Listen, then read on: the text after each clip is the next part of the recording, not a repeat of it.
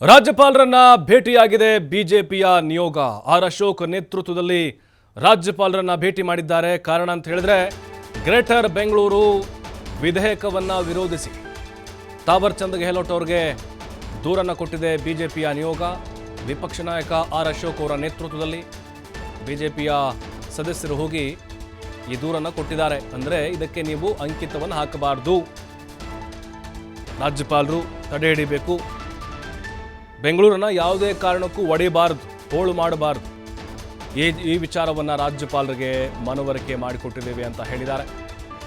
ರಾಜ್ಯಪಾಲರು ಮನವಿಗೆ ಸ್ಪಂದಿಸಿದ್ದಾರೆ ಅಂತ ಅಶೋಕ್ ಪ್ರತಿಕ್ರಿಯೆಯನ್ನ ಕೊಟ್ಟಿದ್ದಾರೆ.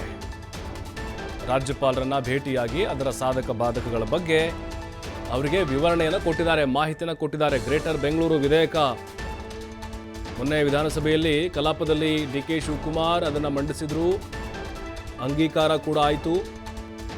ಗ್ರೇಟರ್ ಬೆಂಗಳೂರು ಅನ್ನುವಂಥ ವಿಧೇಯಕ ಬೆಂಗಳೂರನ್ನು 5ರಿಂದ 7 ಭಾಗಗಳನ್ನಾಗಿ ಮಾಡುವ ಒಂದು ವಿಧೇಯಕ. ಇದು ಸಾಕಷ್ಟು ರೀತಿಯಾದಂಥ ವಿರೋಧಗಳು, ಪರ ಚರ್ಚೆ ನಡೀತಾನೆ ಇತ್ತು. ಸದನದ ಒಳಗಡೆ ಕೂಡ ಬಿಜೆಪಿಯವರು ಹೋರಾಟವನ್ನು ಮಾಡಿದರು, ಹೊರಗಡೆ ಕೂಡ ಮಾಡಿದರು. ಗ್ರೇಟರ್ ಬೆಂಗಳೂರು ವಿಧೇಯಕ ಬೆಂಗಳೂರಿಗರ ಪಾಲಿಗೆ ಮರಣ ಶಾಸನ, ಕಾಂಗ್ರೆಸ್ ಸರ್ಕಾರ ಇದನ್ನು ಜಾರಿಗೆ ತರಬಾರ್ದು ಅನ್ನುವಂಥ ಆಗ್ರಹ ಅವ್ರದ್ದು.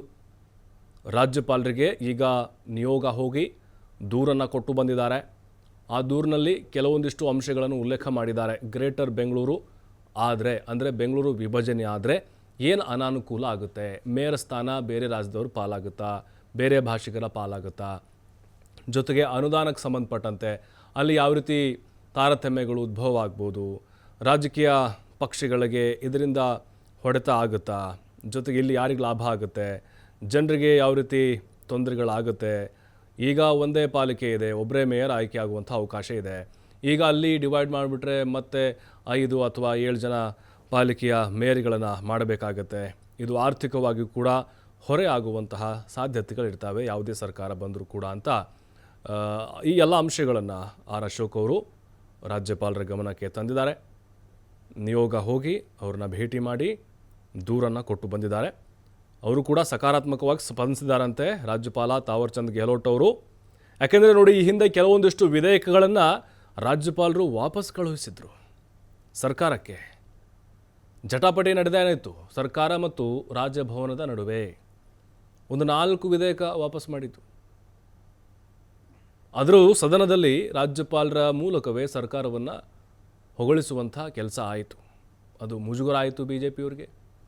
ಅದಾದ ಮೇಲೆ ಈಗ ಈ ಮಹತ್ವದ ವಿಧೇಯಕ ಏನಿದೆ, ಗ್ರೇಟರ್ ಬೆಂಗಳೂರು ವಿಧೇಯಕ 2024, ಇದಕ್ಕೆ ಯಾವುದೇ ಕಾರಣಕ್ಕೂ ಅಂಕಿತ ಹಾಕಬಾರದು ರಾಜ್ಯಪಾಲರು. ಇದರನ್ನು ಕೂಡ ಗಂಭೀರವಾಗಿ ತೆಗೆದುಕೊಂಡು ಚರ್ಚೆಯನ್ನು ಮಾಡಬೇಕು, ಸಾಧಕ ಬಾಧಕಗಳನ್ನು ತಿಳಿಬೇಕು, ಸಾರ್ವಜನಿಕರ ಅಭಿಪ್ರಾಯವನ್ನು ಕೂಡ ಇಲ್ಲಿ ಸಂಗ್ರಹ ಮಾಡಬೇಕು ಅನ್ನುವಂಥ ಒತ್ತಾಯ ಮಾಡಿದ್ದಾರೆ.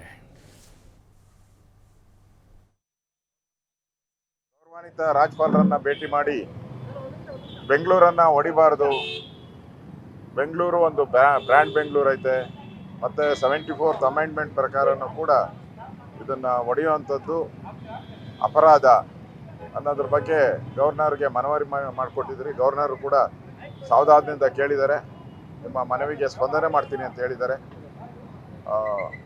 ನಾವು ಗವರ್ನರ್ ಅವರ ಭೇಟಿ ಮಾಡಿ ಈ ಬೆಂಗಳೂರನ್ನು ಹೊಡೆಯುವಂಥ ಈ ಕೀಳು ಬುದ್ಧಿಯ ಕಾಂಗ್ರೆಸ್ಗೆ ಸರಿಯಾದ ಪಾಠ ಕಲಿಸ್ಬೇಕು ಅಂತ ನಾವೆಲ್ಲರೂ ಕೂಡ ಬಂದಿದ್ದೀವಿ. ಗೌರವಾನ್ವಿತ ರಾಜ್ಯಪಾಲರನ್ನ ಭೇಟಿ ಮಾಡಿ ಬೆಂಗಳೂರನ್ನು ಹೊಡಿಬಾರ್ದು, ಬೆಂಗಳೂರು ಒಂದು ಬ್ರ್ಯಾಂಡ್ ಬೆಂಗಳೂರು ಐತೆ, ಮತ್ತು 74th ಅಮೆಂಡ್ಮೆಂಟ್ ಪ್ರಕಾರನೂ ಕೂಡ ಇದನ್ನು ಹೊಡೆಯುವಂಥದ್ದು ಅಪರಾಧ ಅನ್ನೋದ್ರ ಬಗ್ಗೆ ಗವರ್ನರ್ಗೆ ಮನವರಿ ಮಾಡಿಕೊಟ್ಟಿದ್ರಿ. ಗವರ್ನರು ಕೂಡ ಸಾವಧಾನದಿಂದ ಕೇಳಿದ್ದಾರೆ, ನಿಮ್ಮ ಮನವಿಗೆ ಸ್ಪಂದನೆ ಮಾಡ್ತೀನಿ ಅಂತ ಹೇಳಿದ್ದಾರೆ.